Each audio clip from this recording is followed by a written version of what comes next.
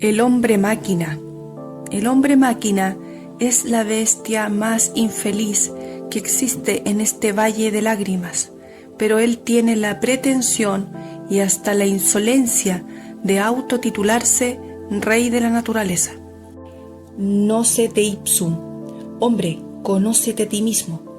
Esta es una antigua máxima de oro escrita sobre los muros invictos del templo de Delfos en la antigua Grecia.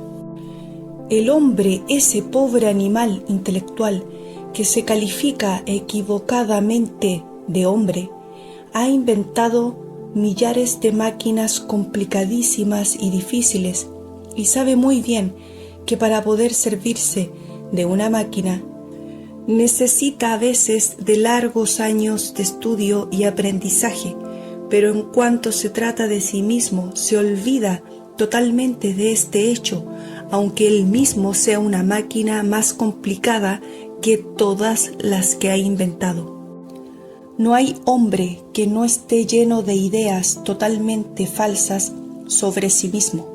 Lo más grave es que no quiere darse cuenta de que realmente es una máquina.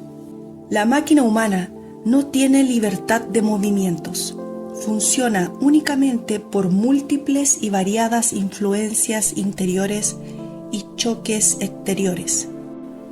Todos los movimientos, actos, palabras, ideas, emociones, sentimientos, deseos de la máquina humana son provocados por influencias exteriores y por múltiples causas interiores extrañas y difíciles. El animal intelectual es un pobre títere parlante con memoria y vitalidad, un muñeco viviente, que tiene la tonta ilusión de que puede hacer, cuando en realidad de verdad nada puede hacer. Imaginad por un momento, querido lector, un muñeco mecánico automático controlado por un complejo mecanismo. Imaginad que ese muñeco tiene vida, se enamora, habla, camina, desea, hace guerras, etc.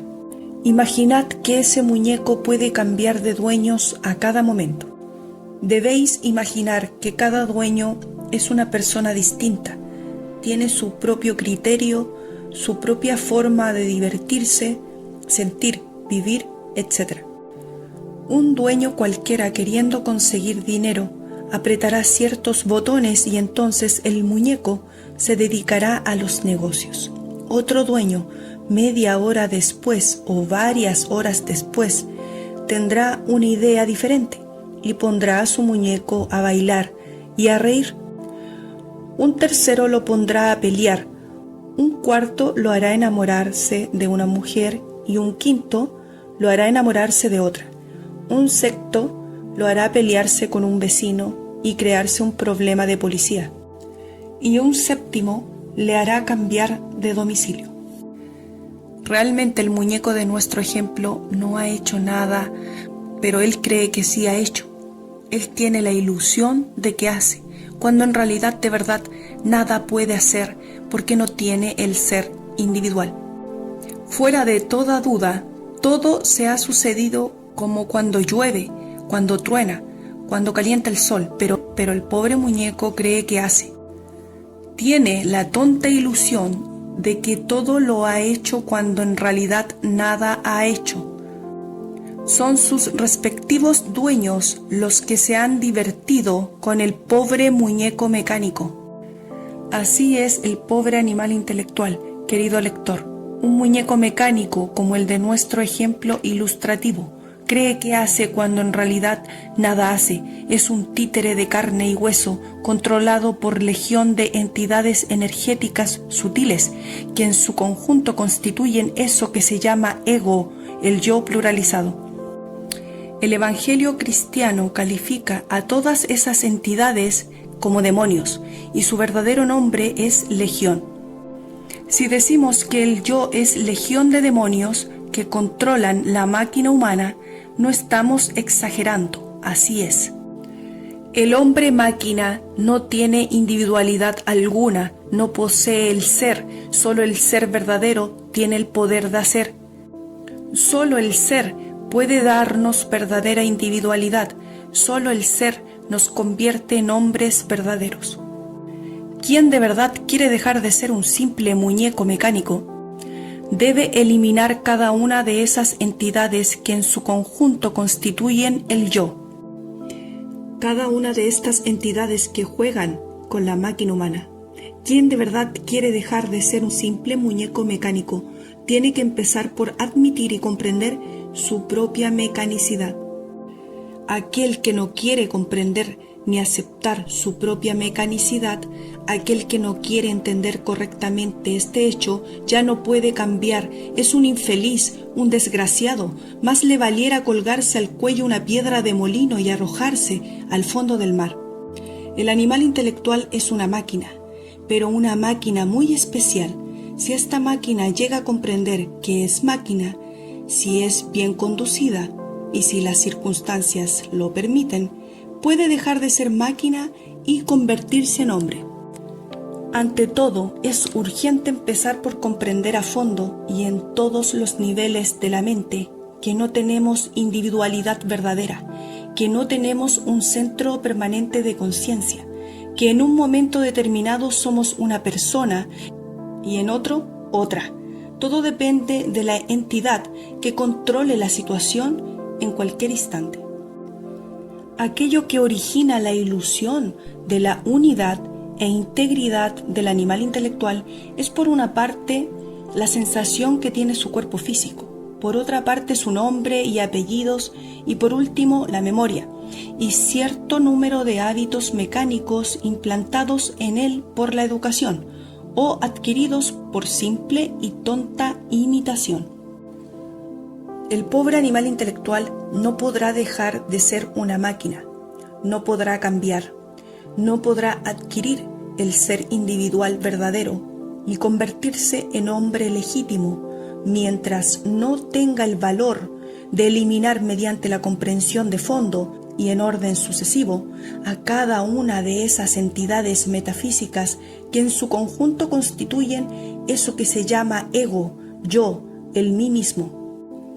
Cada idea, cada pasión, cada vicio, cada afecto, cada odio, cada deseo, etc., tiene su correspondiente entidad y en conjunto de todas esas entidades es el yo pluralizado de la psicología revolucionaria. Todas estas entidades metafísicas, todos esos yoes que en su conjunto constituyen el ego, no tienen verdadera ligazón entre sí, no tienen coordenadas de ningún tipo. Cada una de esas entidades depende totalmente de las circunstancias, cambio de impresiones, sucesos, etc. La pantalla de la mente cambia de colores y escenas a cada instante. Todo depende de la entidad que en cualquier instante controle la mente. Por la pantalla de la mente van pasando en continua procesión de las distintas entidades que en su conjunto constituyen el ego, el yo psicológico.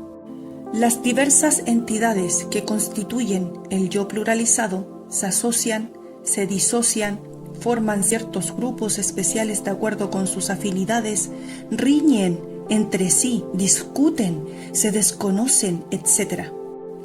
Cada entidad de la legión llamada yo, cada pequeño yo, cree ser el todo, el ego total, ni remotamente sospecha que él es tan solo una ínfima parte. La entidad que hoy jura amor eterno a una mujer es desplazada más tarde por otra entidad que nada tiene que ver con tal juramento, y entonces el castillo de naipes se va al suelo y la pobre mujer llora decepcionada. La entidad que hoy jura fidelidad a una causa es desplazada mañana por otra entidad que nada tiene que ver con tal causa y entonces el sujeto se retira.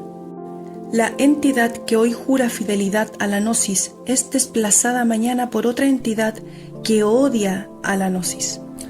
Los maestros y maestras de escuelas, colegios y universidades deben estudiar este libro de educación fundamental y por humanidad tener el valor de orientar a los alumnos y alumnas por el camino maravilloso de la revolución de la conciencia. Es necesario que los alumnos comprendan la necesidad de conocerse a sí mismos en todos los terrenos de la mente. Se necesita una orientación intelectual más eficiente. Se necesita comprender lo que somos y esto se debe comenzar desde los mismos bancos de escuela.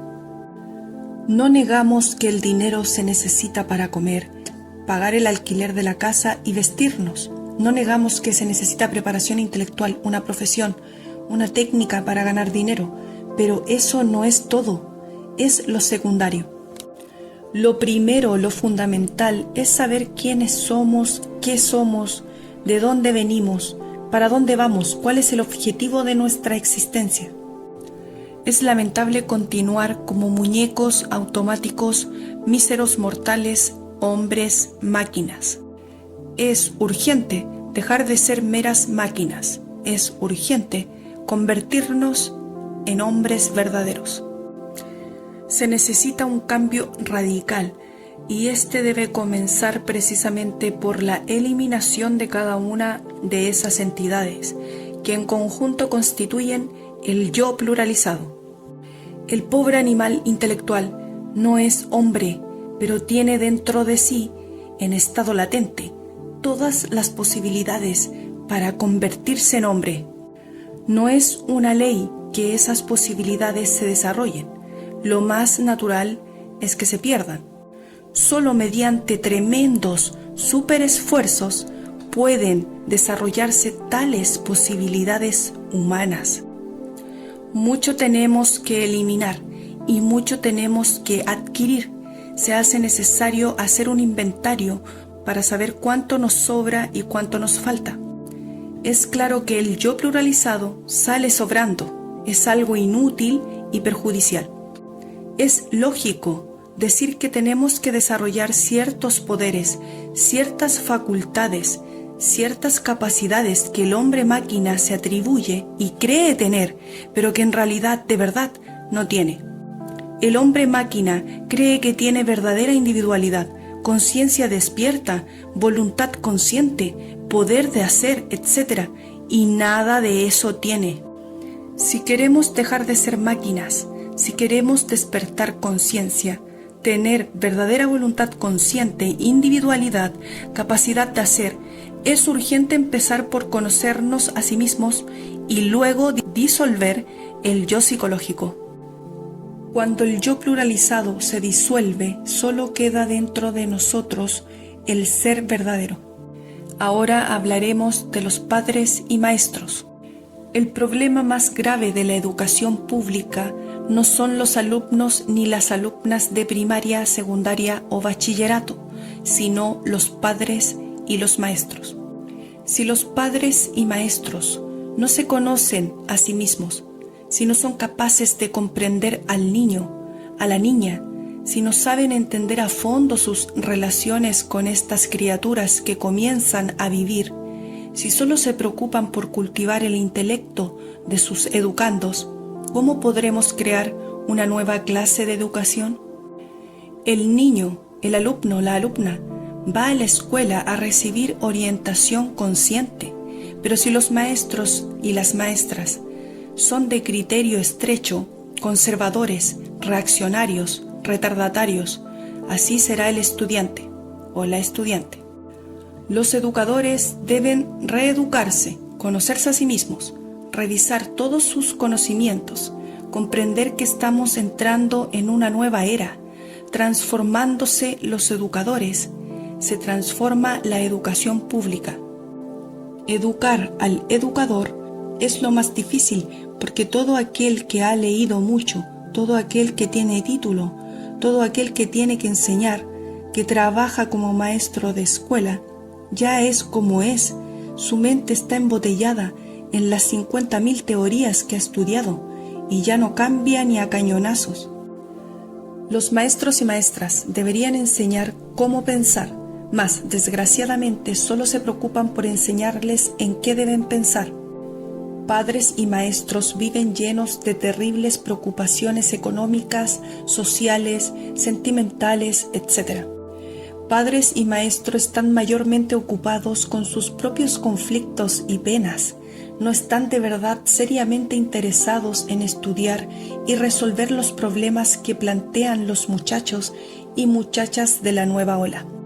Existe tremenda degeneración mental, moral y social, pero los padres y los maestros están llenos de ansiedades y preocupaciones personales y solo tienen tiempo para pensar en el aspecto económico de los hijos, en darles una profesión para que no se mueran de hambre y eso es todo.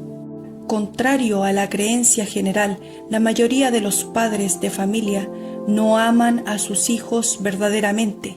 Si los amaran, lucharían por el bienestar común, se preocuparían por los problemas de la educación pública con el propósito de lograr un cambio verdadero. Si los padres de familia amaran de verdad a sus hijos, no habría guerras, no destacarían tanto la familia y la nación en oposición a la totalidad del mundo, porque esto crea problemas, guerras, divisiones perjudiciales, ambiente infernal para nuestros hijos e hijas. La gente estudia, se prepara para ser médicos, ingenieros, abogados, etc. Y en cambio no se prepara para la tarea más grave y más difícil, cual es la de ser padres de familia. Ese egoísmo de familia, esa falta de amor a nuestros semejantes, esa política de aislamiento familiar es absurda en un 100%, porque se convierte en un factor de deterioro y constante degeneración social. El progreso, la revolución verdadera, solo son posibles derrumbando esas famosas murallas chinas que nos separan, que nos aíslan del resto del mundo. Todos nosotros somos una sola familia y es absurdo torturarnos los unos a los otros, considerar únicamente como familia las pocas personas que conviven con nosotros, etc. El exclusivismo egoísta de familia detiene el progreso social, divide a los seres humanos, crea guerras, castas, privilegiadas, problemas económicos, etc. Cuando los padres de familia amen de verdad a sus hijos, caerán hechos polvo las paredes, las bardas abominables del aislamiento, y entonces la familia dejará de ser un círculo egoísta y absurdo. Cayendo los muros egoístas de familia, existe entonces comunión fraternal con todos los otros padres y madres de familia, con los maestros y maestras, con toda la sociedad. El resultado de la fraternidad verdadera es la verdadera transformación social, la auténtica revolución del ramo educacional para un mundo mejor. El educador debe ser más consciente, debe reunir a los padres y madres de familia, a la junta directiva de padres de familia y hablarles claro. Es necesario que los padres de familia comprendan que la tarea de la educación pública se realiza sobre la base firme de la mutua cooperación entre padres de familia y maestros. Es necesario decirle a los padres de familia que la educación fundamental es necesaria para levantar a las nuevas generaciones. Es indispensable decirle a los padres de familia que la formación intelectual es necesaria, pero que no es todo. Se necesita algo más. Se necesita enseñarle a los muchachos y muchachas a conocerse a sí mismos, a conocer sus propios errores, sus propios defectos psicológicos. Hay que decirles a los padres de familia que los hijos se deben engendrar por amor y no por pasión animal. Resulta cruel y despiadado proyectar nuestros deseos animales, nuestras violentas pasiones sexuales, nuestros sentimentalismos morbosos y emociones bestiales en nuestros descendientes. Los hijos e hijas son nuestras propias proyecciones y es criminal infectar al mundo con proyecciones bestiales. Los maestros y maestras de escuelas, colegios y universidades deben reunir en el salón de actos a los padres y madres de familia con el sano propósito de enseñarles el camino de la responsabilidad moral para con sus hijos y para con la sociedad y el mundo entero. Los educadores tienen el deber de reeducarse a sí mismos y orientar a los padres y madres de familia. Necesitamos amar verdaderamente para transformar al mundo. Necesitamos unirnos para levantar entre todos nosotros el templo maravilloso de la nueva era que en estos momentos se está iniciando entre el augusto tronar del pensamiento.